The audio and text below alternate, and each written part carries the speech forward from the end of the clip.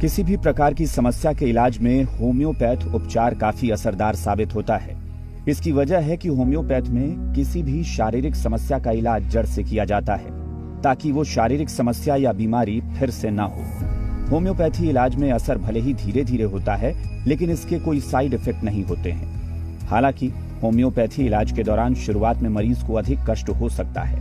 यही कारण है कि इस दौरान होम्योपैथी डॉक्टर ज्यादा परहेज करने की सलाह देते हैं। आइए जानते हैं कि होम्योपैथी क्या है और इसकी सावधानियां क्या होती हैं। नमस्कार, स्वागत है आप सभी का जी बिहार झारखंड में और आपके साथ हूं मैं आयुषी नेगी। आज 1 जुलाई है, आज डॉक्टर्स डे है और आज ऐसे ही डॉक्टर से हम बात करेंगे। एक एक्सपर्ट हमारे साथ जुड़ेंगे जिनसे हम उनकी चिकित्सा पद्धति के बारे में जानेंगे। आज हमारे साथ जुड़ रहे हैं इस खास पेशकश में डॉक्टर नीतीश चंद्रा दुबे, जो कि होम्योपैथ एक्सपर्ट है। डॉक्टर साहब, बहुत बहुत स्वागत है आपका हमारी खास पेशकश पे। बहुत बहुत धन्यवाद जी। डॉक्टर साहब, आज डॉक्टर्स डे है और ऐसे डॉक्टर्स जिन्हें हम पूरी दुनिया में जिन्हें भगवान का दर्जा दिया जाता है, क्या कहना चाहेंगे आज के दिन के बारे में? जी के पूरे टीम को बहुत बहुत धन्यवाद कि आज इस मौके पे आपने इतना अच्छा प्रयास किया है और सभी जितने भी दर्शक देख रहे हैं जी के, मैं सबको एक बार सबका अभिनंदन करना चाहूँगा इस कार्यक्रम में। सबसे पहले सर मैं आपसे जानना चाहूंगी, क्योंकि होम्योपैथ चिकित्सा विज्ञान के बारे में मैं चाहूंगी कि आप हमारे दर्शकों को बताइए और चिकित्सा के क्षेत्र में इसका क्या योगदान है, इसके बारे में भी मैं चाहूंगी कि आप जरूर दर्शकों को बताएं।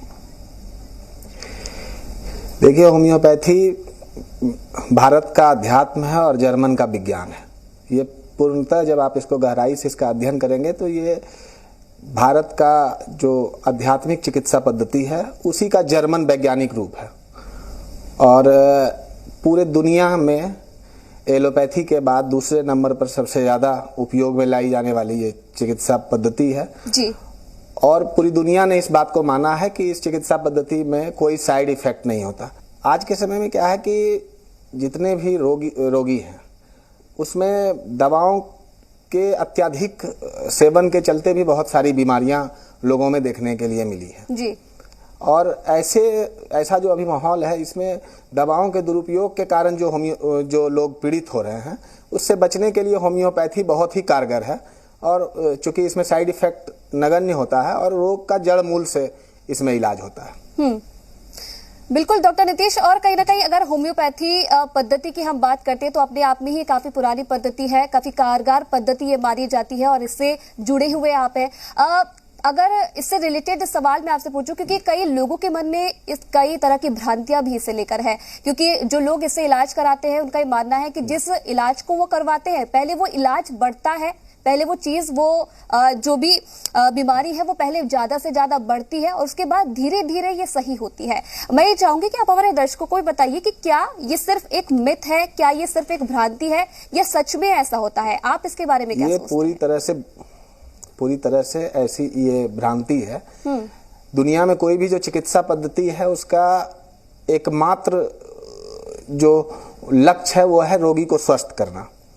होम्योपैथी भी उसी में से एक है और इसमें रोगी को स्वस्थ करने की प्रक्रिया है और इसमें बहुत बार जो एग्रावेशन होता है, रोग बढ़ता नहीं है, एग्रावेशन होता है ऐसा कि बहुत आप किसी पावरफुल एंटीबायोटिक से या जो प्रचलित दवाइयां हैं इससे आप रोग को दबा चुके हैं जी। और अचानक से छोड़ के जब होम्योपैथी में आप आते हैं जी। तो बहुत बार रोग बढ़ता है, जिसको कुछ डॉक्टर उसको उस तरह से बताते हैं पेशेंट को कि बढ़ गया, मतलब आपको होम्योपैथी में पहले रोग बढ़ता है और अगर रोग काम नहीं किया दवा तो भाई होम्योपैथी में दवा धीरे धीरे काम करता है और अगर ठीक हो गया तब तो जय जयकार है डॉक्टर का। ऐसी कोई बात नहीं है और निश्चित रूप से अगर किसी को बुखार हुआ और बुखार अगर बढ़ जाएगा तब तो मर ही जाएगा पेशेंट। तो कहीं ना कहीं ये माना जाए तो कि जो भी चिकित्सक का निश्चित रूप से ये भ्रांति है, एक मिथ ही से माना जाए। चिकित्सकों के द्वारा भी फैलाई गई भ्रांति है और मरीजों के दिमाग में भी कुछ ऐसा बैठ गया है, लेकिन ऐसा कहीं से भी नहीं है कि दवा के उपयोग से बढ़ता है। अगर कोई ब्लड प्रेशर का पेशेंट आएगा और उसको बढ़ा दिया जाएगा तब तो वो मर जाएगा, बचेगा जी चलिए सर, हम यहाँ पर तमाम बीमारियों की यहाँ पर बात कर रहे हैं, पूर्णतः भ्रांति है।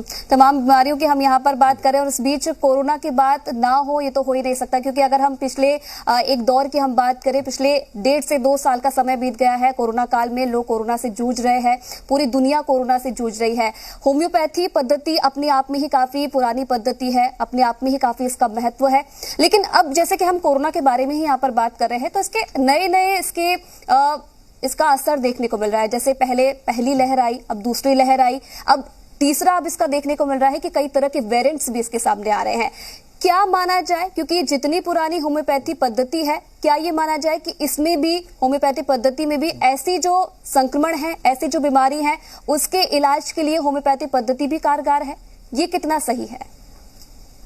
निश्चित रूप से होम्योपैथी पद्धति कई प्रकार के वायरल इन्फेक्शन में बहुत ही कारगर साबित हुई है, और यहाँ तक कि कोविड में भी व्यक्तिगत तौर पे भी और कई संस्थाओं के द्वारा भी मरीजों का इलाज किया गया और बहुत ही अच्छे परिणाम उसके देखने के लिए मिले।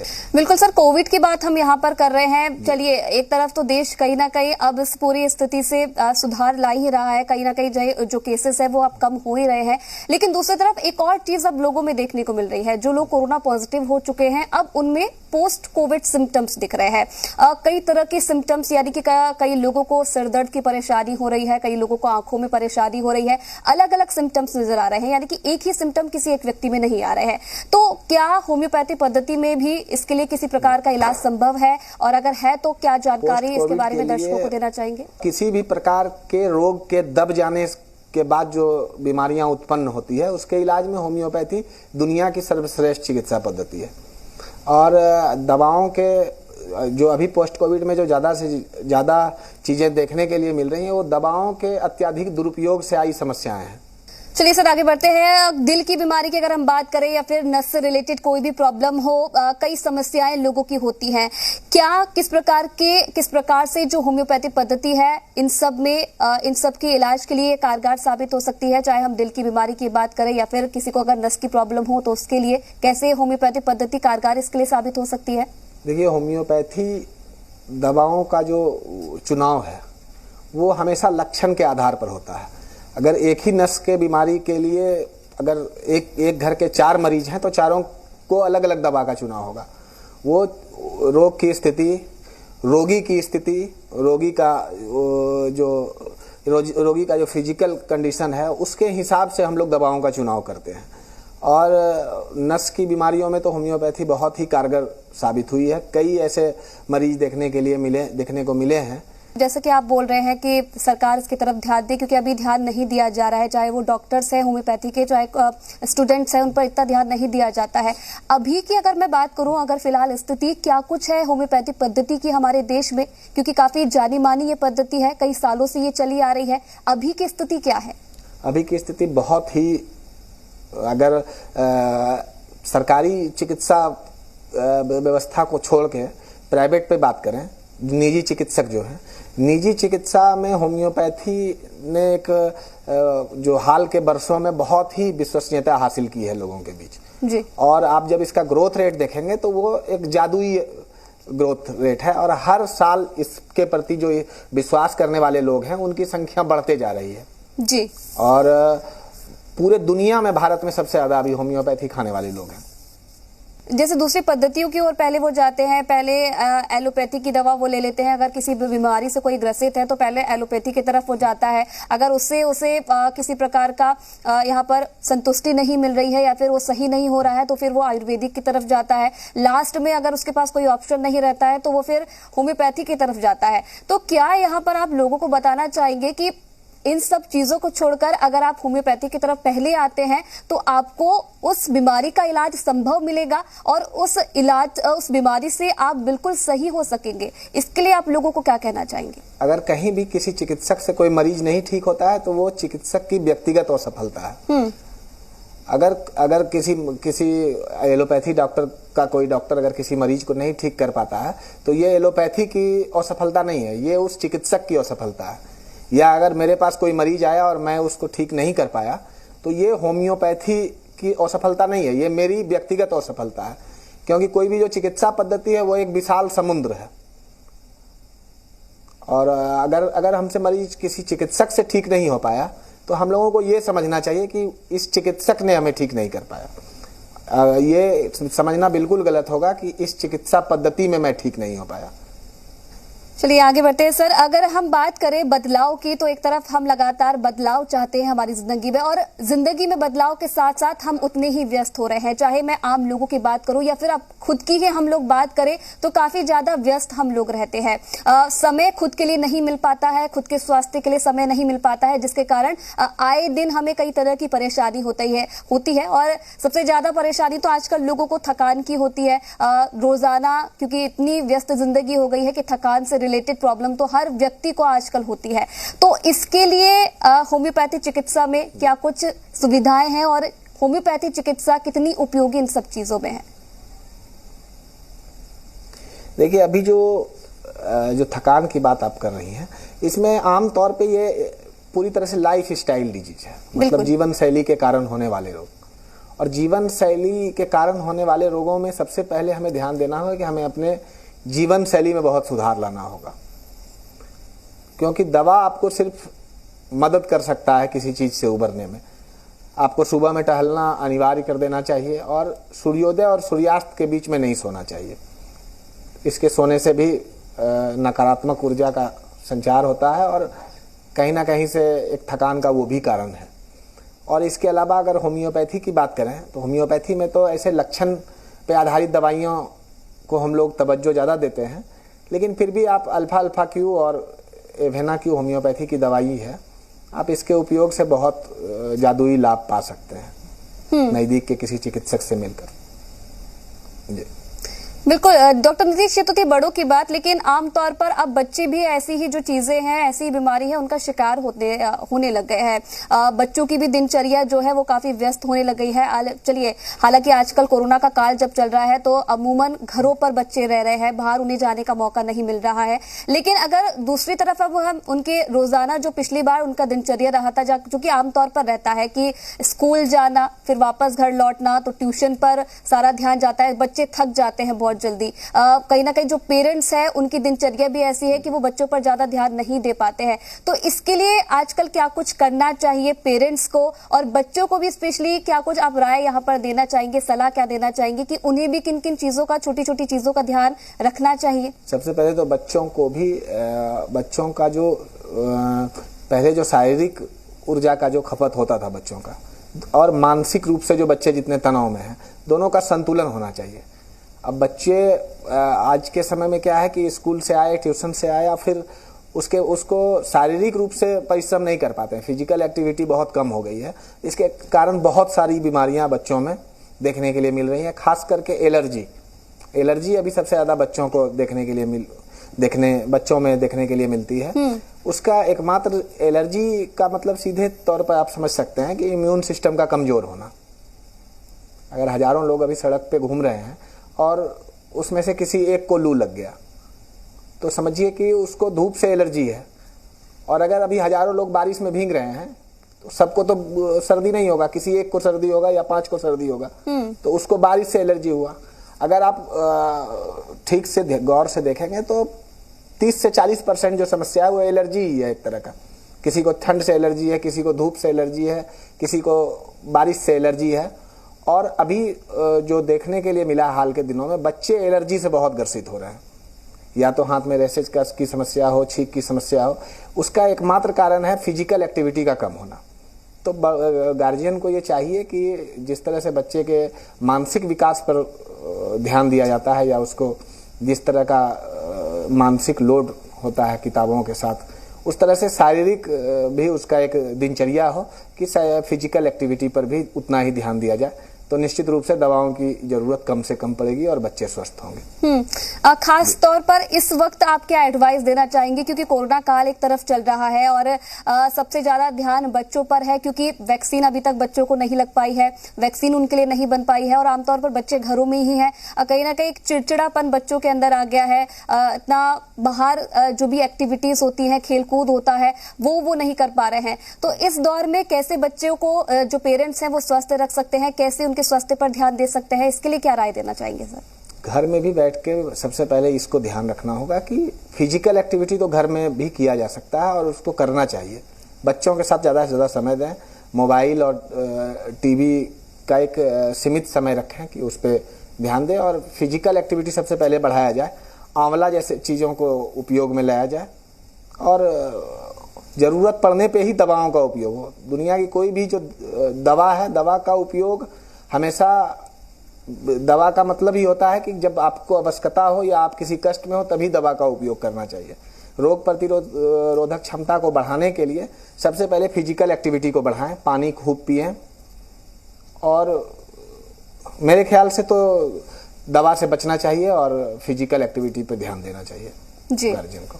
जी डॉक्टर नीतीश, आजकल एक टॉपिक इन दिनों काफी चर्चा का विषय बना हुआ है, काफी जो है काफी केंद्र इस पर बना हुआ है कि कौन सी पद्धति सर्वश्रेष्ठ है। आपने भी इसके बारे में सुना होगा, पिछले कई दिनों से इस पर एक बहस सी छिड़ी हुई है। अलग अलग लोगों की राय इस पर आ रही है कि कोई बोल रहा है कि एलोपैथी काफी कारगर है, एलोपैथी सबसे बेस्ट है। कोई बोल रहा है कि आयुर्वेदिक पद्धति सबसे ज्यादा अच्छी होती है, सबसे ज्यादा असरदार होती है। और कई लोगों की ये राय है कि होम्योपैथिक पद्धति काफी असरदार है। तो कई लोगों के अलग अलग राय इस पर है। आपको क्या लगता है और आप कहाँ देखते हैं होम्योपैथिक पद्धति को? और जो भी ये चर्चा चल रही है, जो भी ये बहस चल रही है, इसके बारे में आप क्या कहना चाहिए? कोई भी चिकित्सा पद्धति अपने आप में संपूर्ण नहीं है और सबकी अपनी अपनी कमियां हैं। किसी भी चिकित्सा पद्धति को दोष देने से ज्यादा बेहतर होगा कि चिकित्सक अपने ज्ञान को बढ़ाएं। और अगर मैंने पहले भी बताया ना कि अगर मुझसे पेशेंट नहीं ठीक हुआ तो ये मेरी असफलता है, ये किसी होम्योपैथी की असफलता नहीं है। खराब से खराब जमीन मिट्टी पे भी आप वो बढ़िया तस्वीर बना देगा, एक बढ़िया कलाकार होगा तो। और खराब कलाकार अच्छे से अच्छे कैनवास और पेंट से भी खराब तस्वीर बना देगा। तो उस कैनवास का तो दोष नहीं हुआ, उस पेंट का दोष थोड़ी है। वो तो उस जो बनाने वाला है उसके गुणवत्ता पर निर्भर करता है कि वो कितना अच्छा तस्वीर बना लेता है। एक आखिरी सवाल मैं आपसे लेना चाहूंगी। एक सक्सेसफुल डॉक्टर आप हैं और कई ऐसे इलाज से अनगिनत लोगों को भी फायदा हुआ है और माना भी जाता है और कई बार देखा भी गया है कि जो भी मरीज आपके पास आता है बिना स्वस्थ होकर, बिना ठीक होकर वो नहीं जाता है। तो आपसे एक अनुरोध है, आपसे हम भी चाहते हैं कि हमारे दर्शकों को बताइए कि आखिरकार, क्योंकि लाइफ काफी व्यस्त हो गई है लोगों की, काफी बिजी लाइफ हो गई है, भागदौड़ भरी जिंदगी रहती है, तो इस बीच लोग अपना ध्यान नहीं दे पाते हैं। क्या सलाह आप लोगों को देना चाहेंगे, हमारे दर्शकों को देना चाहेंगे कि इस भागदौड़ भरी जिंदगी में कैसे वो अपना ध्यान रख सकते हैं, अपने स्वास्थ्य का ध्यान रख सकते हैं? निश्चित तौर पे सबसे पहले तो दिनचर्या को ठीक करें, मानसिक तनाव से बचें, फिजिकल एक्टिविटी बढ़ाएं और इम्यून बूस्टर के रूप में आप बच्चों को आर्सेनिक L30 की खुराक 3 दिन तक दे दें, 3-3 बूंद सुबह 3 दिनों तक दें। और इम्यून प्लस ड्रॉप आप 3-3 बूंद 3 बार बच्चे को 1 महीने तक खिला दें। और अभी जो कोविड का जो नया दौर आने वाला है, जो तीसरा वेव कह रहे हैं जिसपे कि एक्सपर्ट का कहना है कि बच्चों के लिए वो घातक होगा, तो इन दवाओं के उपयोग से बच्चे के इम्यूनिटी को बढ़ाया जा सकता है। साथ में फिजिकल एक्टिविटी पे विशेष ध्यान दें, फिजिकल एक्टिविटी को बढ़ाएं, निश्चित रूप से सब स्वस्थ रहेंगे। और जो लोग बड़े लोग हैं वो सब, आपको मैं ये भी बता देना चाहूँगा कि जो वैक्सीनेशन अभी हो रहा है, अगर आप इसको गौर से अध्ययन करेंगे तो ये भी होम्योपैथी पद्धति से बनाया गया है। होम्योपैथी में 900 दवाइयाँ बनती है और उसी पद्धति को कॉपी करके इस वैक्सीनेशन का निर्माण किया गया है। दोनों जो कोई भी जो कोविशील्ड या कोवैक्सीन जो बना है वो होम्योपैथी का जो नोसोड मेडिसिन का सिद्धांत है उसी के आधार पे बनाया गया है। बहुत कम लोगों को इस बारे में जानकारी है, मैं आपके दर्शकों को बता देना चाहूँगा इसमें। तो वैक्सीन जरूर लें आप, बिल्कुल। और फिजिकल एक्टिविटी निश्चित रूप से बढ़ाएं, पानी पिएं, विटामिन सी ज़्यादा से ज़्यादा लें। नेचुरल विटामिन सी अपने खाने में, विटामिन सी के टैबलेट लेने से ज़्यादा बेहतर है कि आप नेचुरल चीज़ों पर ध्यान दें और फिजिकल एक्टिविटी बढ़ाएं और विटामिन सी से युक्त फल सब्जियां सब खाएं।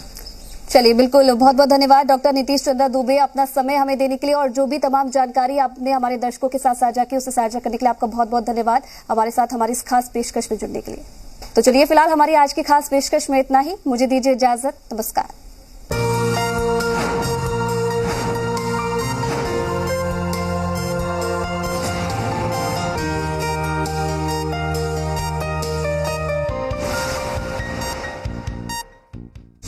झारखंड ने दी महामारी को मात, जीवन को मिला जीविका का साथ, सीमित संसाधन में बेहतर इंतजाम, एक मंच पर जुटेंगे मुख्यमंत्री और अधिकारी। आपने इमरजिंग झारखंड बुलाया है, इसके लिए मैं आप सब लोगों का आभार प्रकट करता हूं और जिस तरीके से आप सब लोग हमारे इस चर्चा को आगे बढ़ा रहे हैं, इसके लिए आपका बहुत बहुत आभार। Emerging Jharkhand season 2 ground zero से कमिंग सून।